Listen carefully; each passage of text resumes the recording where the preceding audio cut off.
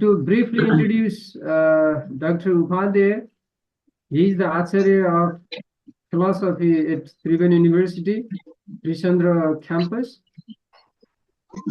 So he has had teaching philosophy courses at the university for around 2 decades. Actually, he is the most authorized voice on the Bhagavad Gita or Sanatana because he completed his PhD on the Eastern philosophy, and perhaps he is the first one to have PhD degree on philosophy itself. So we are very much pleased to have him as the advisor for the campaign and keynote speaker for today's session. So his topic of presentation is, that's why, educational philosophy in the Gita. So his philosophical exploration and insight will definitely encourage and empower us as he has been supporting the campaign. And he has also published some books, even the simple version of the Bhagavad Gita, and he has made presentation at different international forums. So we are pleased to find him as a renowned global intellectual. So welcome, Govinda sir, and over to you.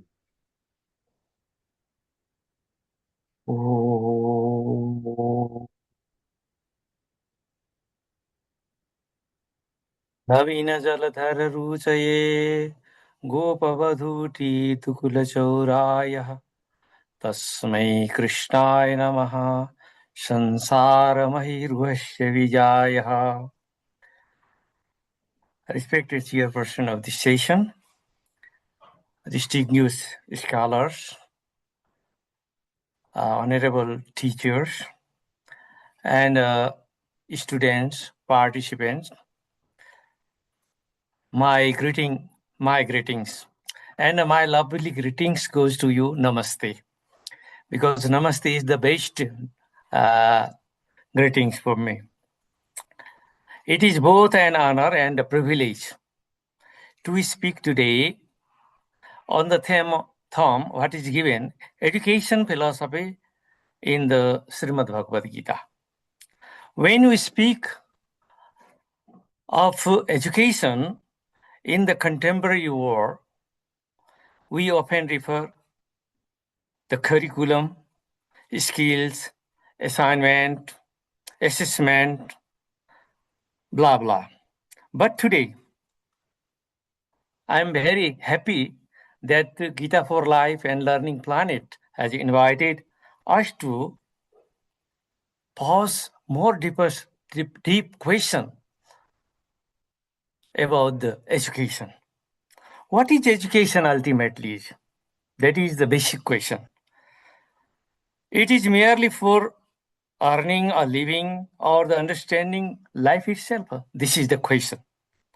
More than 5,000 years ago, the Srimad Bhagavad Gita offered a profound answer to this question.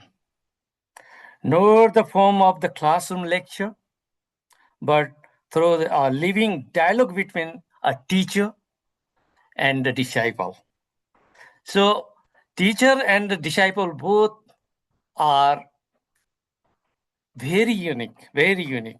And between the dialogues, wisdom and the confusion, between clarify and crisis.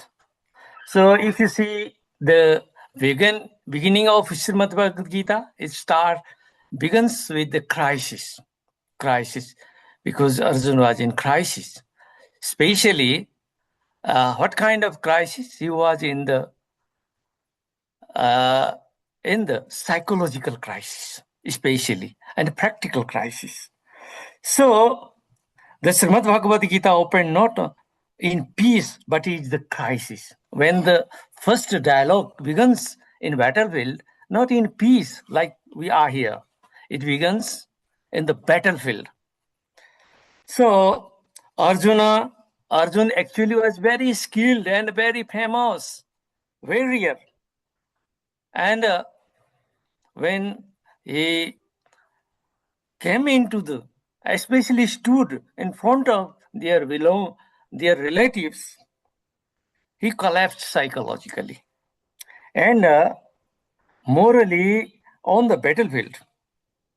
Not only psychologically, he also collapsed morally.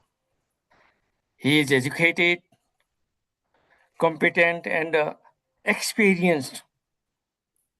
But this is the best education, that either you are very educated, high learned, but confusion can be anytime, and you can be collapsed anytime.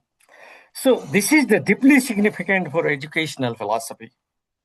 The Gita teaches us the education does not begin with the information. Simply, there are three words in the Sanskrit: Shiksha, Diksha, and Prashiksha. Shiksha is the education. Diksha is the exercise, learning process, and the Prashikshan is the, again, deep learning process. So Srimad Bhagavad Gita actually gives all three types of the education.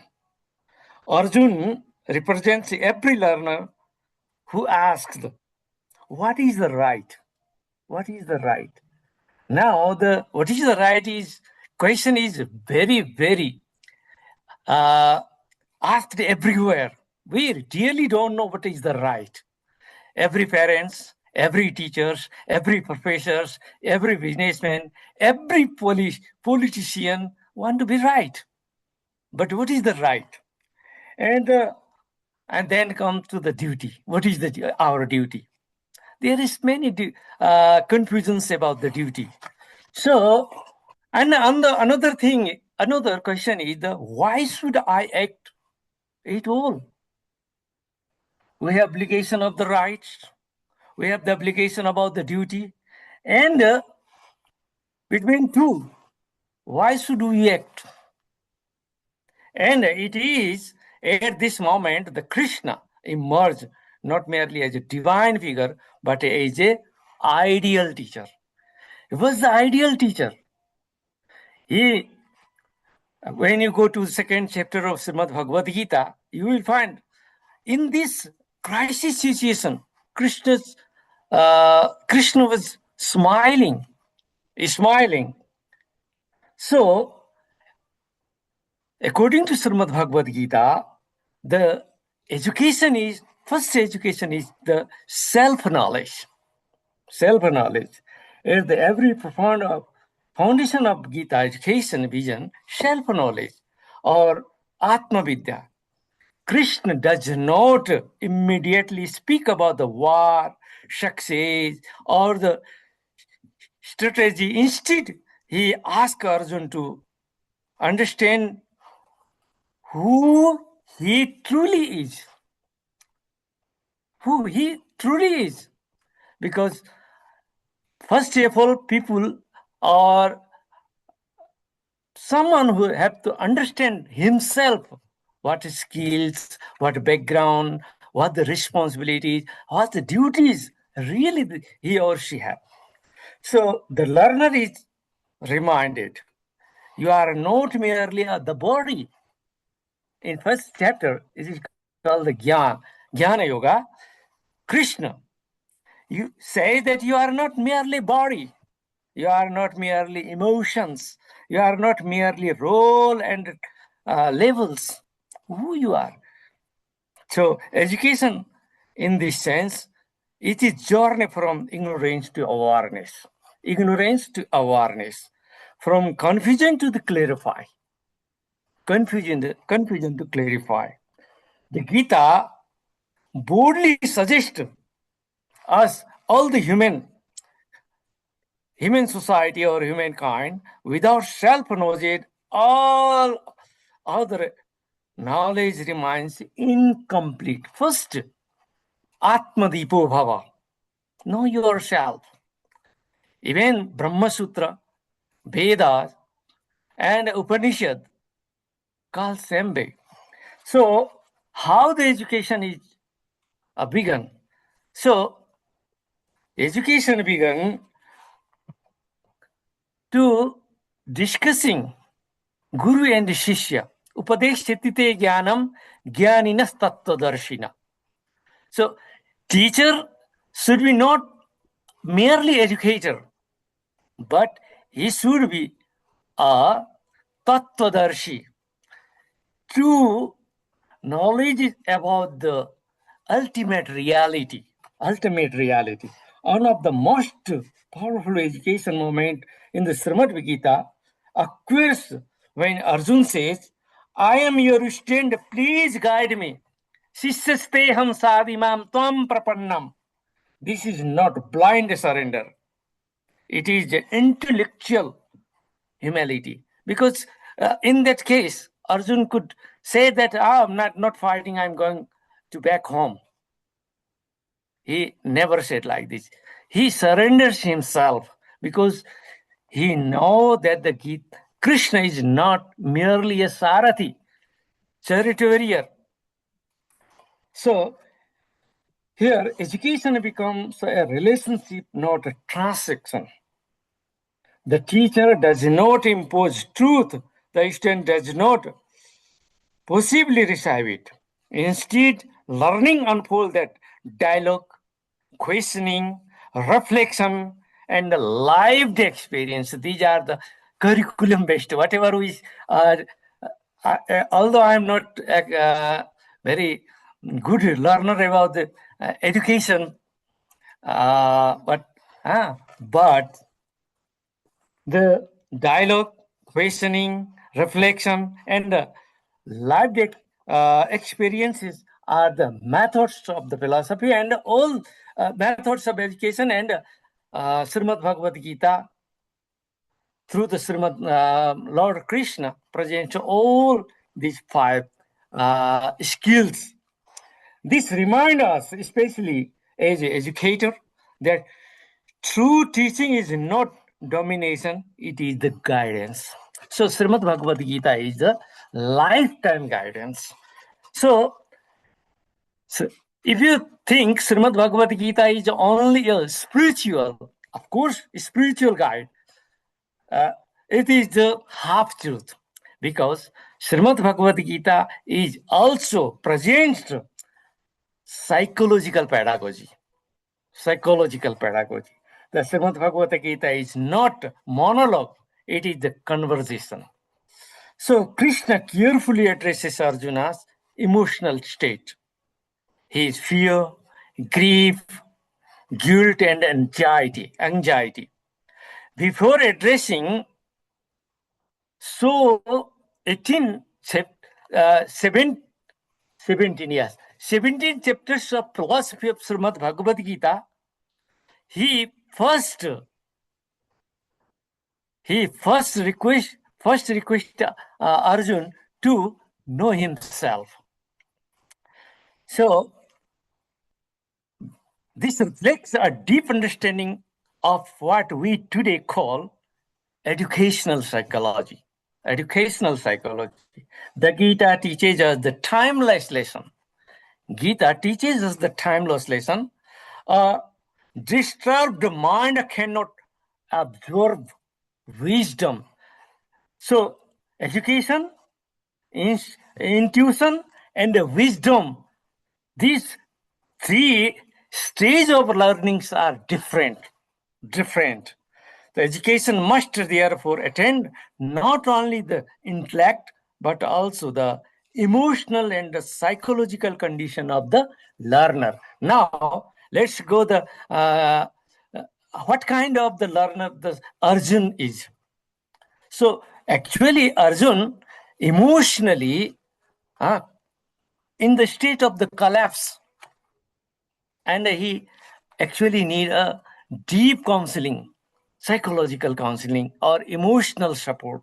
So he's getting emotional support, not only emotional support, but intuitive support, wisdom, food support from Krishna.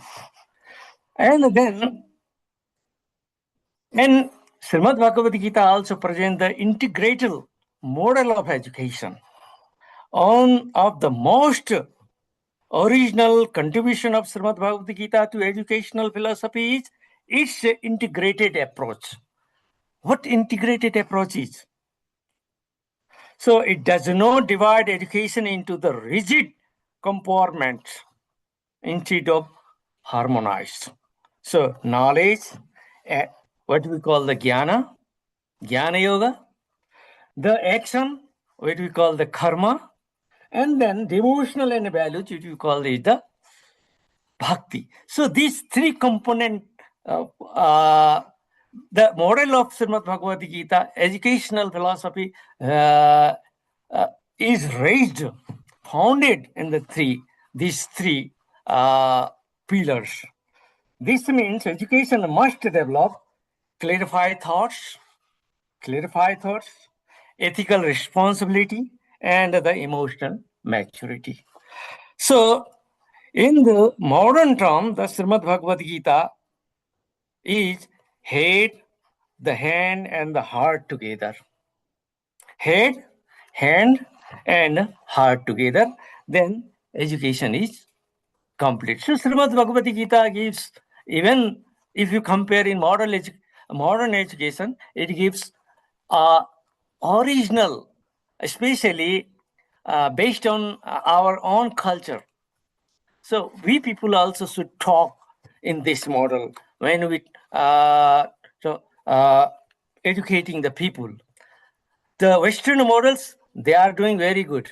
But I think when you put these models in the Western frame will be more effective, especially for us. And fortunately, the Gita4Life and the Learner Planet are trying to introduce, propagate such divine knowledge education system to other education systems. Value-based ethical education also is the theme of the Srimad Bhagavad Gita. At the core of the Gita's educational philosophy is dharma. So rightness and responsibility. Nowadays, if you see the outer world, people talk about the right. They always demand right. They need that right, those rights. But people less talk about the responsibilities. So such a gap also need to be fulfilled. Srimad Bhagavad Gita helps to fulfill the gap between the right and the responsibilities. So Krishna teaches Arjun to act without the selfish attachment, without fear of failure, and without obsession with the result. So this is the not escapism. It is the moral strength. Sometimes people say, "Oh, Srimad Bhagavata teaches the pessimism." Excuse me, Dr. Upadhyaya. May I request you to summarize now, please? Okay. So, education gives us the inner freedom, inner liberation, outer responsibility, and it has also contemporary relevance. Education without wisdom is incomplete. This is the message. So, character should be formed, and the self-understanding is very important, and emotional resilience should be developed. Ethical clarity should be very clarified, and every action should be purposeful. So Srimad Bhagavad Gita is not only guidance, but it is a living model of transformative education. So it begins with the self-awareness, awareness. So this is my 2 words about educational philosophy of Srimad Bhagavad Gita. So I want to thank everyone, organizers, especially Gita4Life, and the Learning Planet, who provided me to speak on such meaningful seminar. Thank you very much. Especially, I'm thankful to the audience and organizers again. So, Hare Krishna, Namaskar. Hare Krishna. Thank you so much, Gurudev, Dr. Upadhyaya, for your insightful presentation